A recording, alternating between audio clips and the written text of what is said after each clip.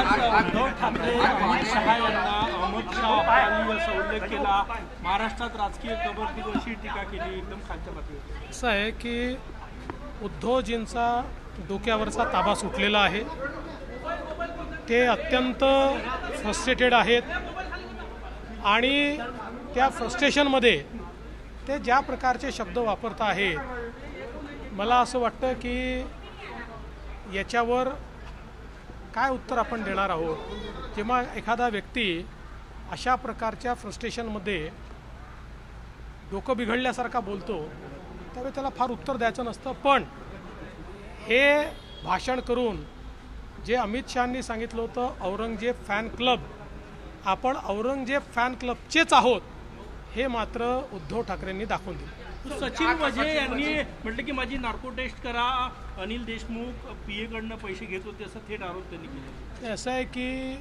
मी पण माध्यमातून बघितलेलं आहे आणि त्यांनी काही मला पत्र पाठवलं असं देखील तुम्ही दाखवलेलं आहे। अजून मी ते काहीही पाहिलेलं नाही, कारण मी नागपूरमध्ये आपल्याला माहिती आहे गेले 2 दिवस असं काही आलं आहे का, कोणाकडे आलं आहे का, हे सगळं पाहिल्यानंतर मग त्याच्यावर मी रिॲक्ट करेन। पण एवढं नक्की सांगतो की जे काही समोर येत आहे त्या संदर्भात योग्य चौकशी आम्ही करू।